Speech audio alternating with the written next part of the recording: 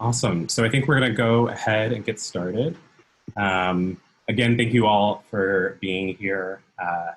It's exciting time to kind of be having this conversation and be thinking about abolition in a number of ways, and we're so excited to have Kay with us.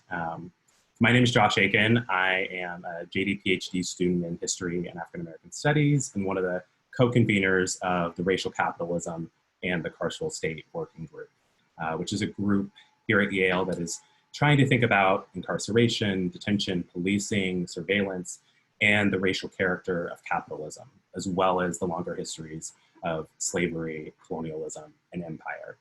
The group is also focused on supporting organizing efforts and scholarship of current and formerly incarcerated people, and it's all with the intent of moving towards abolitionist futures. We'd love to talk with folks who are looking to create similar forms of community, similar groups down the road, and we'll talk a little bit more about that at the end. Before I introduce Kay, I just want to have a few logistical notes. Kay and I will kick off the conversation, but we encourage you to pose questions in the chat box that you have for Kay or myself or both of us, and we'll be pausing about halfway through the conversation, and one of my two amazing co-conveners, Kate Burback and Sylvia Ryerson, will hop in, let us know what some of the questions are, and we'll bring those into the conversation. One other thing is that in the chat box, we're going to be posting a number of resources. So whether they're resources that Kay and I bring up or some items that might help if you're looking for materials that are Abolition 101 or materials that move a little bit more in depth or some of the foundational texts and thinking about abolition. We'll be posting those in the chat box and making those available as this is all kind of a time of learning and growing, and we want to facilitate as much of that as we can. So with all of that, I want to introduce K Agbebiyi. Kay is a macro social worker and organizer currently based in New York. They organize with Survived and Punished, the New York chapter, along with several other abolitionist formations across the city, including Free Them All for Public Health, which is an effort to fight the public health crisis in prisons, jails, and detention centers where COVID has turned into a death sentence. And Kay is also the creator of the Disability Justice Mutual Aid Fund, whose information we'll be posting in the chat box. And Kay is one of the co-creators of Aid to Abolition. And if you haven't visited Aid to Abolition, it's a really incredible resource, and it's where we want to start the conversation today and think a little bit more about how that came about, Kay, and also asking one of the things that I noticed, especially, and looking at kind of the commitments that you put forward, was that when people hear abolition, they may only think about getting rid of things, abolishing prisons, abolishing the police, removing things from society. But the commitments you put forward are thinking about building and thinking about other aspects, thinking about safe housing, thinking about ending the criminalization of survivors of gendered violence. And so I just wanted you to be able to speak a little bit about both how that vision came together and also a little bit about some of the items that people may not necessarily think of as related to abolition, but are critical to abolitionist futures. Yeah, so I, along with several other people, came together for Aid to Abolition after the creator, Mahapatra, came up with the idea. And basically, we saw a lot of press and like traction being gained around the 8 Can't Wait campaign.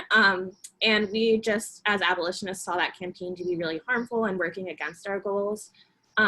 Ruth Wilson Gilmore pretty much says that abolition is about presence. So the like aspect of building up or creation that you're talking about, I think is just essential to the work as the breaking down part of abolition, because we're trying to create a better world. And when we say that we want to get rid of prisons, that doesn't mean that we think that like harm will just suddenly like cease.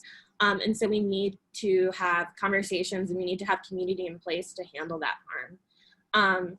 And then I mean, honestly, when we started Aid to Abolition, I'm pretty sure that we thought it was just going to be like a cool thing that we could share on social media. And then some people would be like, oh, like, wow, this is great. Let me share with my friends. We did not expect for it to take off the way that it has.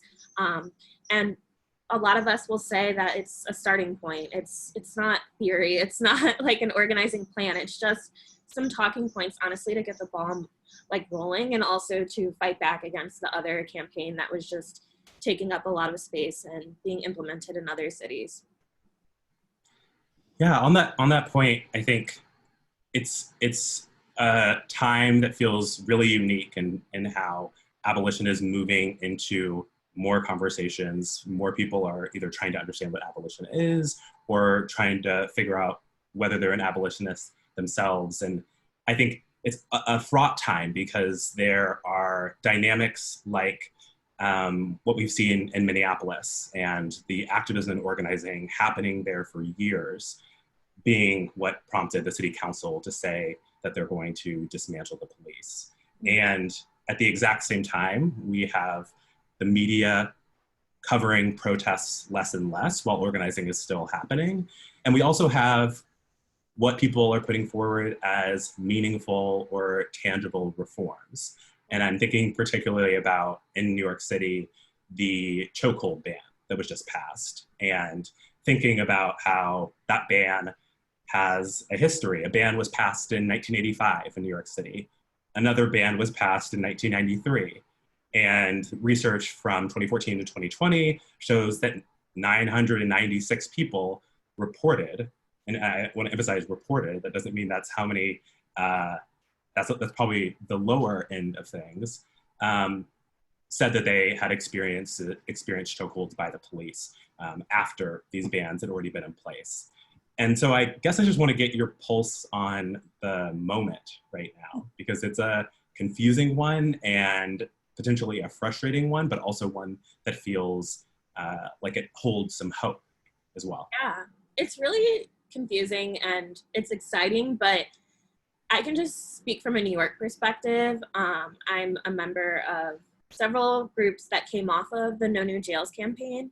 And for those who don't know, we were basically working against the city's plan to build 4 new borough-based jails and spend $11 billion on them. And the city claimed that this was a win because if the jails were built, supposedly Rikers would be torn down. It only took like several months later for us to be proven right. Rikers is still in existence, and in fact, when COVID hit, more people were being like moved to Rikers, so expanding it. But we got a lot of flack for saying that 1, reform is not the same as abolition, and 2, reforms don't work, and 3, not only do reforms not work, they're actively harmful to the case of abolition, which I think a lot of people don't realize. And now we are in this moment where abolition is like everyone's talking about it, and the same people who thought that our dreams or like goals were unrealistic are now the people who are claiming to be abolitionists and who suddenly want to learn more. So it's great in the sense that there are a lot of people who have similar feelings to us and didn't know like how to name their feelings, and who are now understanding like, oh, there's a movement out there for people like me, and there's people that have come around, and that's exciting. But I guess when anything becomes popular, you run the risk of it being watered down, and that's what we're seeing a lot on social media and so many articles. People who have never talked about abolition before are suddenly experts, and they're saying things like, oh, when we say we want to defund the police, we don't actually mean that, or we just want nicer police officers, etc. And so I really think it's important, and I think this is part of why Aid to Abolition took off. It's important for us to fight back against that. And yeah, it can be scary too. But yeah, I'm excited to bring more people in, and I think that we can really like capture this momentum and get people to work. But I do hope that they're in it for the right reasons. And I think that it's up to organizers to make sure that we're spending as much time on political ed as possible so that people actually know what abolition is before they start fighting for it. Yeah, I want to underscore one of the points that you made around a lot of the people who are now identifying as abolitionists were people who a number of years ago were saying that those ideas were crazy. And I think it's really important to think about abolition as being invested in an ongoing learning process. So many of the ideas and so many of the ways that I know for lots of folks that they've come to be abolitionists have come from talking to, reading, engaging with people who have been doing this work for decades, talking about this for decades, and learning that so that they can actually engage and understand abolition in robust and meaningful ways. And I was thinking about a conversation recently that Alicia Garza was having with Kimberly Crenshaw, and Alicia talked about how when Black Lives Matter was founded, people called them crazy. People said that they were being too extreme. And that similarly, it's a move right now to hearing more and more people vocalize that and make that statement. But there's something important about reckoning with that period of time and what it means to really invest in envisioning more than just what seems plausible or seems like it can be done next month or done next year, having longer term visions. Mm-hmm. And I guess I'd be interested to know some of the work you've done with various movement formations, kind of what it's looked like or meant to be working towards small chipping away mm-hmm. at the police, at prisons, but also how to have longer term visions of trying to build an entirely different world mm-hmm. Where cops and cages are not in place. Yeah, it's interesting. My best friend, who is actually on here, they're not an organizer, but like one day they just woke up and they were like, okay, so why would anyone organize towards something that like wasn't radical or like that wasn't far-fetched? And that question just like really laid it out plainly for me. I've been organizing for around 6 years and I haven't been an abolitionist for all of those years. In fact, when I first started off, my first like campaign win was in DeKalb County. We like worked to get an officer charged after he killed someone. And so that is totally not in line with my values right now, but it was a learning process for me. I think that's what's really like been helpful and like, I guess lucky for me is that I've been living in New York for about 1.5 years now, and the first month I got here, I joined Survived and Punished, and we're a group working to free criminalized survivors of sexual, gender, and domestic violence, and their group is like led, I guess, by Mariame Kaba, and so to have her be someone who invested in my learning and my leadership as soon as I got here has really, really improved my organizing tenfold and what has been a really like short amount of time. But yeah, a lot of people might shy away from the work that we do in Survived and Punished because it is so slow moving in their mind. We're not having rallies every single day. There's not always an action. A lot of the people who are in the group wouldn't identify as organizers and have like really like, I guess, normal day jobs. But the work that we do is meaningful in the sense that we provide meaningful mutual aid for people on the inside, and they can count on that, and we actually build relationships with them, and people on the inside are organizers and actually drive our vision. So we're in it for the long haul, and so we might not see wins every single day or even every single year, every single decade, but through building those meaningful relationships with people, we're still doing abolition. We're still working towards a world without cages, and then in like Free Them All for Public Health or even with No New Jails, things are a lot faster. So it's a lot faster, and especially with No New Jails, it was a lot easier to like identify what was a win or what wasn't a win.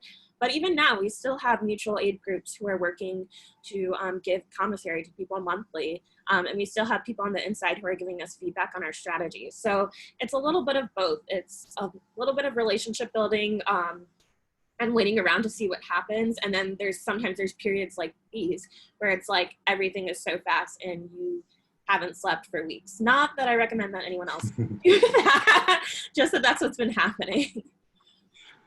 What you said reminded me, I mean, Mariame Kaba is so important to a number of most people's political education and thinking about abolition. And I remember hearing her talk about the kind of a radicalizing moment for her, talking to youth and having police in schools and having community policing, building better relationships between kids and the police in local spaces. And that it was young people who said to her, we don't want better relationships with the police. We want the police not constantly surveilling us. We want the police not in the classroom all the time. We want fewer interactions with the police, which is a huge part of what leads to arrest, what leads to mass criminalization and a cycle. And that oftentimes, I think, and it's been true for the working group as well, listening to the folks who are most impacted ends up driving radical change, like you said, as opposed to kind of tinkering with the system or easy, cheap radicalism versus something that really understands how robust of a vision is necessary. Mm-hmm. Yeah, okay, so I want to really quickly touch base with my co-conveners to see some of what the conversation is in the chat box. And I also have more questions that we can talk about, but Sylvia or Kate, do you wanna give us an idea of what people are talking about?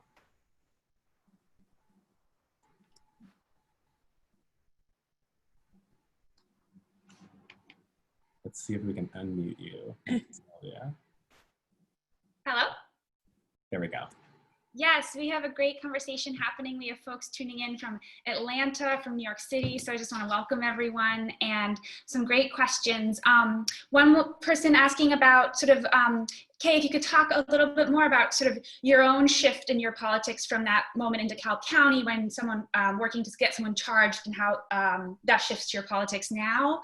And then a question about mentorship and the importance of mentorship as key to our political education, and what are ways we can, you might recommend people be involved in political education and abolition education. And then a question about communist ideology and abolitionist thought, and what you see as the place of post-work movement in abolition. So that's sort of a bundle of cues we've got right now. You can pull from as you like. Okay, I'm looking over at this side. Yeah, so this question says, can you speak more about how getting someone charged no longer aligns with your value system? So yeah, even when I was first learning about abolition, I still thought that abolitionists were okay with cops being charged in instances of like police brutality or like police violence. But through reading and learning more, especially with like the work of Mariame, but also critical resistance, I realized that that's not the case. And it's not about me like being like someone who is invested in like the healing or like accountability of cops. It's more so me just looking at the facts, and the facts are that most cops that are charged with police brutality, they either don't get a trial or they're not convicted. But what happens in the meantime is there's all this like public consumption of like pro-policing propaganda, and a lot of people are buying into the system. And that not only wastes time, but that expands the system. And then even if these cops are charged and then go to jail, like abolition is all about shrinking the like scope of the prison industrial complex. So rooting for someone to be incarcerated no matter what is not shrinking the scope of the PIC in any way. So that's inherently like not abolitionist. And I think that a lot of people really do not like sitting with that information, because everyone can be like on board for abolition, but to hear that like someone can get away with like shooting Black people is really hard for people to understand. And I think it has to do with how we as a society like view accountability. So if I say that I don't want a cop to go to jail, a lot of people are like, well, how do we hold him accountable, or how do we hold her accountable? And that question right there just shows me the issue that we have. So what happens in jails and prisons is not accountability. It's literal torture. I've been accountable to people and people have been accountable to me. And while it's been a difficult process, it doesn't require either of us like losing our humanity or dignity. So what happens in jail is punishment. And I think people need to stop confusing the two. And again, even if people want cops who have killed people to be punished, I'm working on freeing Black people, and cops going to jail does not get me closer to that goal.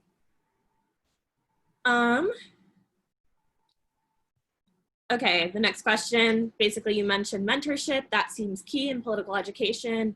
What other ways do you think that folks should get involved in political ed, educating themselves, but also their communities? Yeah, I think that mentorship is really, really key. In Survived and Punished, we meet once a month, but once a month as a whole group, but our meetings can be like 4.5 hours. In the first hour, after we have like a really cute like social hour, is dedicated to political ed, and we have members or sometimes guest speakers speak about different things that are related to our work. And I've never been in a group like that before where political ed wasn't optional. And it's really, really, really improved my organizing. Like I said, that, and then my relationship with Mariame. And it's not just that like Mariame and I like talk every day about abolition, but just seeing that there's someone out there who is older than me that has a similar viewpoint to me, who is invested in my like success, is really something that is beneficial to me, and I hope to provide that for other people. As far as political ed goes, I think that for me, like, I think that one of the reasons that Aid to Abolition worked so well is that it educated a mass amount of people using like clear language, and it showed them like how abolition could actually apply to their life. And so that doesn't mean that we don't want people to read like long text or like theory or even things that are confusing, but part of political ed is actually being able to explain to people like why reading this is actually going to improve their organizing. And so I think a great thing about Survived and Punished also is that I interact with like a lot of different artists and people who are working on zines, and I was on newsletter committee, so we were creating zines and newsletters to go all across the country, but also inside prisons and jails. And that just really taught me the value of making sure that when you're like educating people, you still want it to be like fun and creative and like easy to work with and like portable in some way. So that's just one tip that I would have, is if you're working on like tools or like content to create political ed, just making sure that you use as much creativity as possible. Is communist ideology essential to abolitionist thought? I mean, I'm a communist, but I think that like most abolitionists I know are communists. I'm not like the queen of abolition, so I can't like say like it is, but I think that like even without capitalism, we would still have like anti-Blackness would still be there. We would still have this like instinct to like punish people and dispose of people. But the fact that we have a system here where if you're poor, you are sentenced to death, and if you're not poor, you can get out of it, like that is anti-abolitionist. And so for me personally, I think it's essential. Others may disagree. I just haven't met them yet. Okay, can I follow up a little bit on that? Because I think it's a really important point in thinking about what abolition looks like and how it overlaps with things, again, that we might not want to see as interconnected. Mm-hmm. And I'm thinking about Ruth Wilson Gilmore saying that abolition has to be green, like we have to be thinking about the climate, and abolition has to be red. And thinking about it as communist, but also thinking about it as international, that, that these kinds of struggles can't be restricted by nation state borders, can't be restricted in ways that don't actually call attention to what happens when a society is so dependent on cages, so dependent on punishing people, so dependent on a way of thinking that, you know, we've moved so far beyond the idea that prisons are going to be spaces for rehabilitation. It's really, and I know you've talked and written about this, it's really just getting the bad people away, right? And kind of implying that everyone in the free world is innocent, and that that's a solution of problems. When we know that prisons end up being cages for disabled folks, for poor folks, for folks struggling with substance abuse, so much more folks on the margins than people who we actually should be understanding or kind of separating ourselves from. And yeah, I think what you're saying about knowing few abolitionists who are not committed to being communists and having a robust analysis again of racial capitalism, I think is a really a really important thing to underline, because I think if, as you said, if we just work to change one aspect of society, but we don't think about anti-Blackness, for example, then we're not actually getting at the core of how these things overlap. And I think that's key for us to be thinking about right now, when there's so many ways for abolition to be something that ends up being hollowed out. Yeah, and another way that it's hollowed out is just people being like, oh, I believe in prisons, but I don't believe in like mass incarceration, or I believe in prisons, but I don't believe in private prisons because that's where people make money and it's unethical. And again, most prisons in this country are not private prisons. So if we were to like get rid of private prisons, we would still have mass incarceration. But then also private prisons are not the only way that like people are making money off of other people's suffering. Everything is privatized in prisons. Like to send emails costs money, to like get menstrual products costs money. Even like incarceration, like people who have ankle monitoring, that costs money. And so, yeah, there's several different like evil things, I think, in the world that are holding up the PIC, and capitalism is a huge one of those evil things, but it's not the only evil thing. And then another thing about like how I've written about how like prison is a place where like bad people go. I think that even if you're not personally invested in other people going to prison, or like you're not personally invested in throwing people away, you can get like flack for that. Like people not only believe that other people should be thrown away in prison, they also believe that you're not truly a survivor of harm if you don't want people to be incarcerated, or they're like mad if you're not actively invested in like other people's suffering. And so it's just absurd. I think a lot of it has to do with like all the media that we've been fed, but yeah, people are invested in the PIC, and they're also invested in disposing of people who want to abolish the PIC. Wow, okay, there's a lot more questions now. I was gonna say, yeah, let's Sylvia, can we go back to you and hear a few more questions that we can talk about? Yes, I'll just pull out a few of these. So scrolling back, so thoughts on abolition and regarding prostitution. Question about how Bernie Sanders rejected the idea of abolitionism in this moment, and how do we get a greater public on board with such an idea if there's no clear political leader. More questions about what police accountability could look like until the process of abolition is complete. And then a great question about the internal politics of organizing. How do you keep momentum and motivation when you see organizations stuck in the naming of subcommittees? So I'll leave it with those for now. Okay, I really like this like subcommittee question, because I'm really big on just being like, fuck it, let's move on. So like, it's like hard to like, you have to balance having like structure, I think, but also knowing like when we need to like move on. For me, the way that I like keep momentum or motivation is by saying something. So if I see that like we're like getting like wrapped around like, oh my God, the logo should be green, no, it should be purple, I'll say that instead of just being like, oh my gosh, this sucks. I think when I first started organizing, I thought that I would have to suck up things because there were people who've been doing work longer than me. But now I realize that like when I bring new people in, I want to hear their perspectives right away.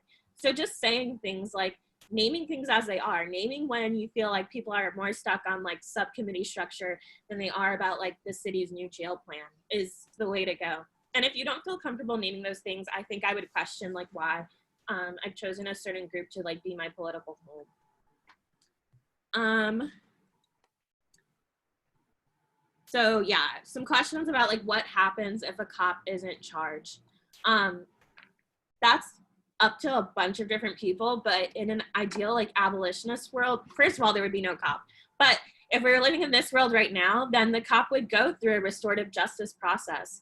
And also the thing that like happens within community accountability or like restorative justice is the fact that it's by choice, it's not coercive. So you have to lean into accountability. We can't really make anyone be accountable. So let's say that a cop killed someone and then they were invited to a restorative justice process and then they just didn't like attend it. This is so painful to hear, but there's really not much else that we can do. And living with that is something that I think is really difficult, but that's also like learning to live with that is what also helps me become an abolitionist. Just learning that there's immense harm that happens in my life, and sometimes the people who cause that harm are going to step into accountability and sometimes they're not. And how do I keep going forward and building a world that my healing is not dependent on them actually taking accountability? Because even if people do restorative justice processes, a lot of survivors still name that they still have a lot of healing and harm to do afterwards.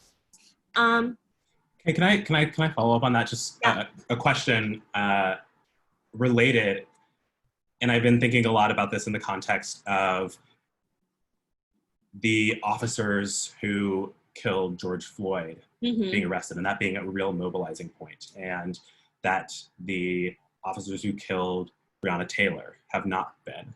And I think something that's really important in thinking about abolition is the importance of recognizing that so much emphasis and effort goes into kind of mobilizing in those moments. And I think it's really important to name that the anger is valid and that the frustration and the mobilizing has a reason. But one of the things that is also really important is that for every extreme case of police violence, there are those that we don't see. There is a full range of harms that are happening every day, and that the police are not actually invested in protecting people, they're invested in protecting property. And one of the things that I think for thinking about Breonna Taylor ends up being important, at least in terms of how we talk about things, is that her life and how we've come to talk about accountability for her it's taken a really long time for it to enter into the mainstream conversation. And also I feel like tells us something about how police violence, criminalization, like kind of the full spectrum of how police and prisons impact people, impacts Black women in large numbers, disproportionately, but it ends up not being part of our conversation. And Breonna Taylor feels like an example of that, where it ends up being something where we should pay attention to people's anger and desire to have accountability, and recognize that the system that we have right now actually doesn't provide that, but also this larger set of harms and larger set of the things that kind of undergird why it took so long for us to hear about Breonna Taylor. And it has been harder for people to kind of mobilize around understanding the type of violence that case is indicative of. That one indictment is not going to fix, but it's really an indictment of a system. And that feels like something important to kind of name.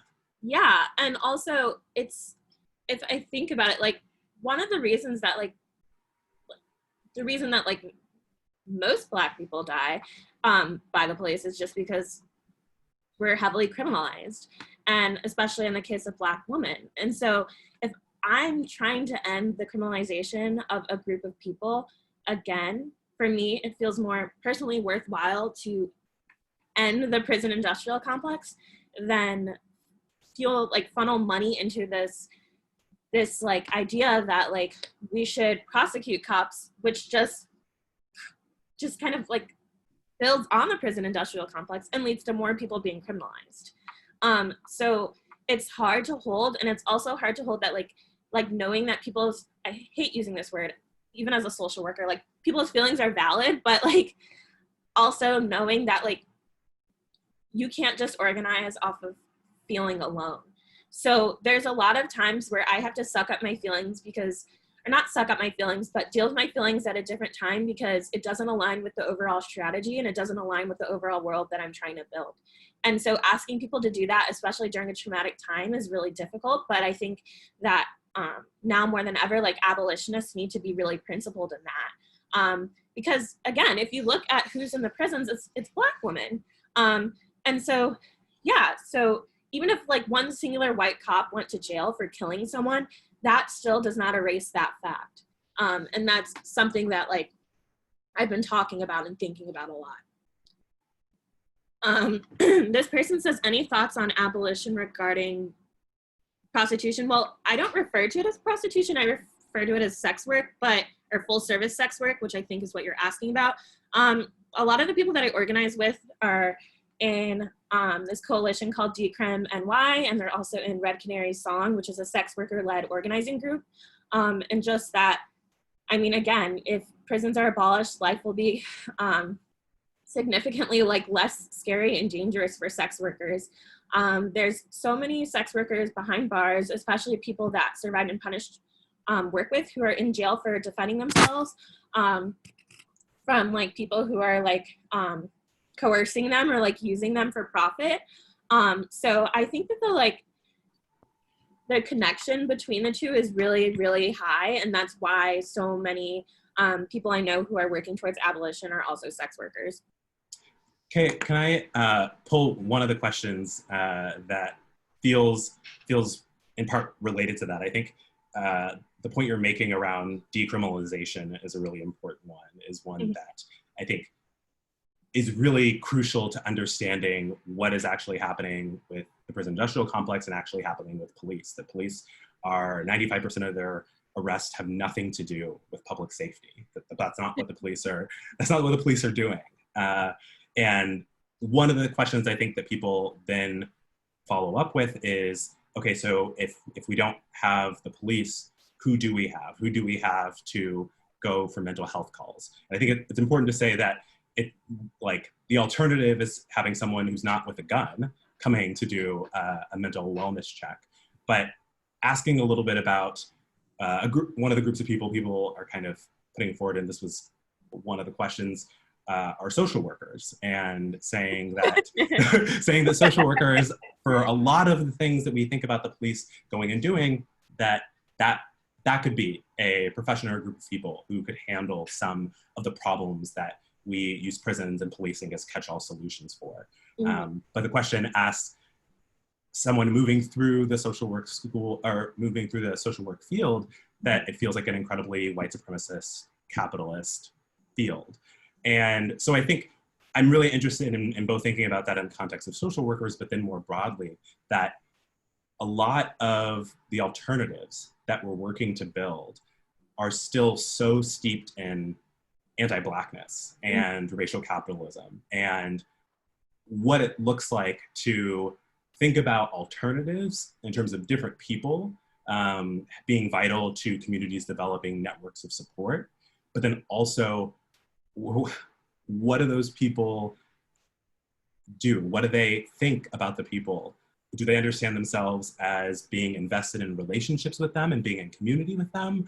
Or do they understand themselves as being separate in a professional context? And just speaking to your own experience as a social worker, and kind of as you hear those kinds of proposals, what your thoughts are.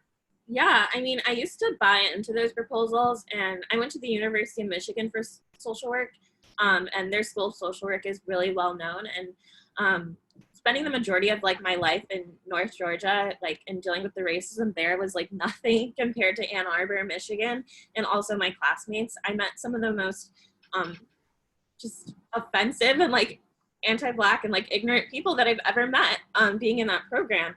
And through talking to other like radical social workers, I realized it's not just a Michigan exclusive issue. People at Columbia or like Hunter in New York also talk about their programs. I don't have my license yet, and I opened a book to like study for licensure, and the first question, the correct answer was calling the cops on a client because she wasn't like raising her child well, something related to like food allergies. So when I see these calls for social workers to replace cops, all I can do is kind of like roll my eyes. There's only so much like radicalism that like can be found within this profession, especially given the like huge change and turn it had like when neoliberalism like fell upon us. The profession is really, a lot of it is about being professional and getting licensed. and like adhering to laws, and you can lose your licensure if you don't like engage in mandated reporting, etc. So I think for me, it's important that we abolish the cops. But the issue also is we have to redefine like what safety is in general. If we're not having these like deeper conversations about like what it means to truly be safe, what we're going to do is replace the cops with another like baby cop that like has like a different name or a more like socially acceptable name. And another thing is like a lot of the things that I learned in my MSW program could be learned through building community with people on the ground and away from academia. And I think that that's like a secret that a lot of like social workers and therapists don't want to like let anyone know. Just the fact that you can learn this through practice and through doing with each other. So no, I don't think that we should replace cops with social workers. I think we should be more invested on like building up our small like spheres of community to make sure that we have people in place when harm does happen, which is why I recommend that everyone engage with like pod mapping, which the Bay Area Transformative Justice Collective came up with, which is just this idea of like coming up with the people that you can call on if harm happens so that you don't have to go to the police. I think that is more beneficial to the movement than just saying, oh, let's bring a lot of social workers in to like fix the problem. Yeah, no, and I think on that point, really thinking about in communities, figuring out networks of support and making sure that people are invested in each other's liberation and therefore invested in developing and knowing what other people's skills are, what other people can kind of bring to the table so that communities, you know, have support networks where, again, redefining safety, thinking really about what it means for people to have safe, livable lives versus kind of having arrangements that are invested in pandering to people or patronizing ways of kind of showing support or kind of playing the role of providing care, but doing so in a way that's intertwined with the police, intertwined with mass criminalization, and that ending up being something that sends more people to prison rather than it does provide them with support and care. I think is also kind of in that same vein. Mm-hmm. I think we have time for one or two more questions. And Sylvia, do you want to kind of throw a few our way? And one of the things that I'll also mention is that some of the questions that we get in the chat box, I really want to encourage people to follow up. One, by just following Kay on Twitter and Kay's brilliance there, and as well following up with the Racial Capitalism Working Group, is we really want to be helping provide resources for folks, point people to books, articles, different ways that we can be thinking together, and also building communities elsewhere that are thinking together and studying together. So I want to just acknowledge and name that and encourage people to follow up with myself and my co-conveners afterwards.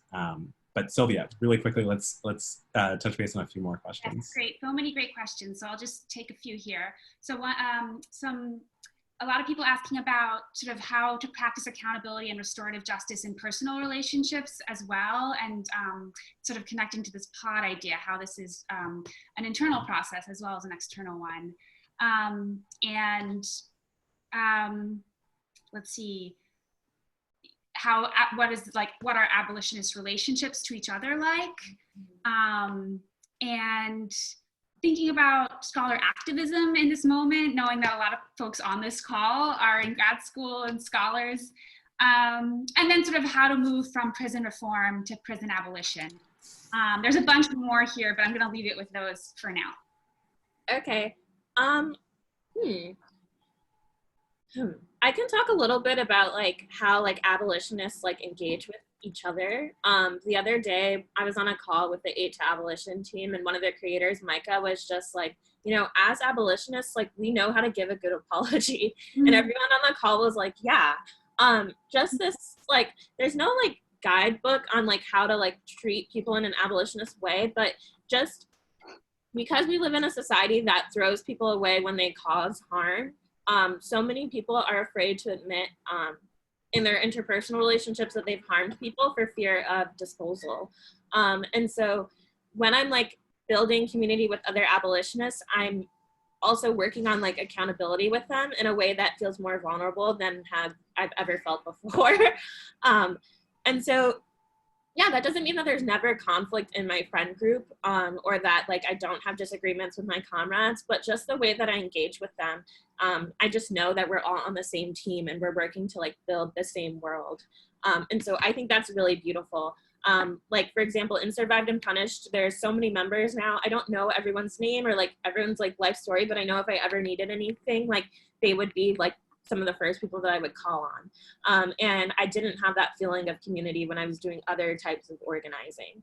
And so I think that's really great. And then the place of like academics and scholars. So I guess I kind of like touched on this like when I was talking about social work, but I do organize with a lot of academics, especially like people who are in law school. And I think the first thing is just when I was in grad school and even now, like my identity is not formed in like academia. Like I'm not tied to social work. That's just something that I do to make money. And it's something that I happen to be good at. When you're in the street and when you're building community with people, I think you need to trust the work and trust the labor and the knowledge of organizers, even if you have somehow like read more books than people on the subject. I think that the main role right now is just working to do whatever you can to get your personal like campuses to like divest from the police. And then also not just seeing yourself as an individual on a campus, but also thinking about the work that's happening in the broader community outside of your campus. Because a lot of times what happens is where our colleges are not reflective of the needs of the actual like community members who are being displaced by these colleges. And then, sorry, I'm moving really fast because I do want to get to these questions. So yeah, like, again, like reformers who can't get on board with abolition because they feel afraid that people won't buy into restorative justice, again, have to like redefine how healing looks like. If they're looking to build a world where less violence occurs, then they have to be abolitionists, because that's a guaranteed way to like end violence. But a lot of people aren't looking to create a world where less violence occurs. They're looking to create a world where we can get even, or a world where we feel like we heal from our harm by harming others. And so when people have that mindset, it's kind of hard to argue with them. But I would just point them to more reading and show them that there are communities and there are people who are working together to be accountable with each other. And if we keep like buying into the system that does throw away people when they cause harm, then of course people aren't going to want to step into a process. All they know is that when people are accountable, they are disposed of, or they could even be killed. So we have to like make accountability look kind of appealing, and by buying into the prison industrial complex, we're not doing that. I think those are all my questions that I could get out. Okay. I'll follow up a little bit on one of them, and then maybe we can take another. On the question of abolition and reforms and kind of talking and engaging with reformers, I think one point is pointing people to resources to really think about what organizing and kind of strategy looks like there. I'm thinking about resources from a really important organization, Critical Resistance, and kind of having a way to look at, okay, proposed ideas or proposed kind of steps in your local community, and asking some fundamental questions about whether or not those changes are reducing police power, whether they're taking money away from the police, whether they're exactly, as you're saying, challenge how we understand safety and understand accountability.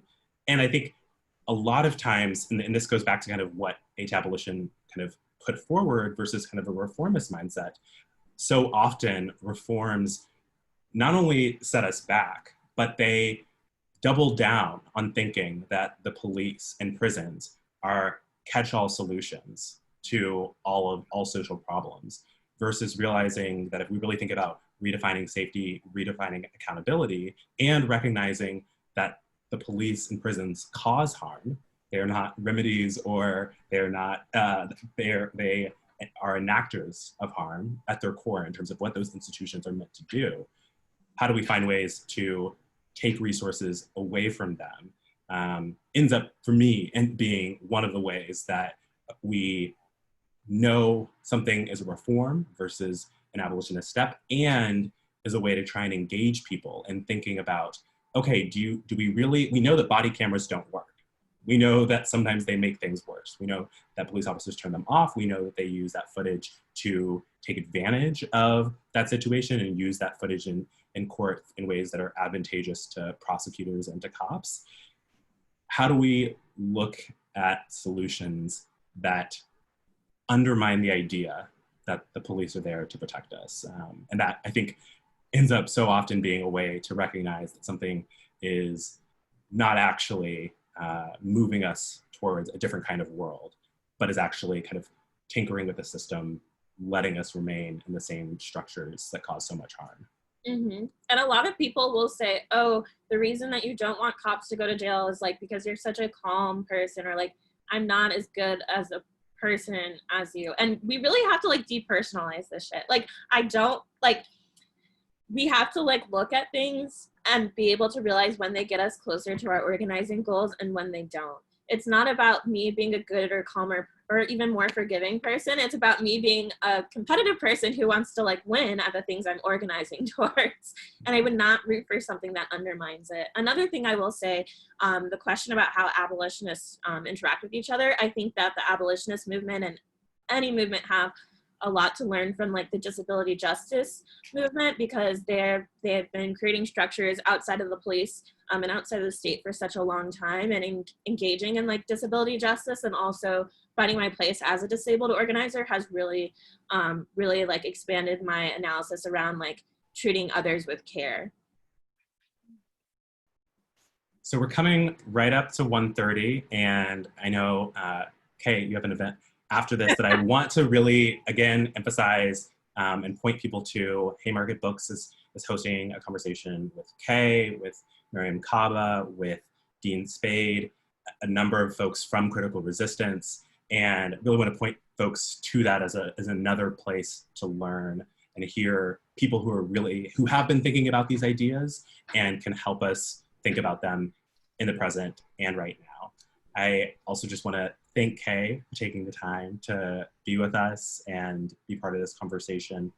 And one other thing that I want to add is that, again, if folks want to be in conversation with our working group and figuring out how to build something similar in their communities, whether it's associated with an institution, whether it's a reading group in someone's home, whether it's finding ways to develop a network of mutual aid in your community, we really want to be able to support that. And I think that's one of the really important things that's happening right now, is different communities and different organizers and kind of efforts connecting with one another and sharing skill sets, tools, resources.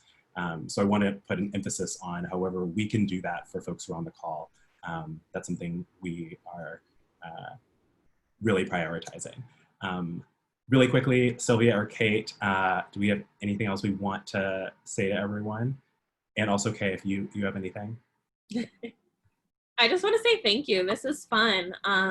Yeah, and then also, like, if people have like really pressing questions, you can give them my email. I have time, but thank you so much. Amazing. Okay, well, thank you all for coming on the call, chatting with us. And again, we're happy to follow up and kind of help move this forward, because as Kay said, this is not just something that is going to change tomorrow, and it's also not something that we can think is a short-term project.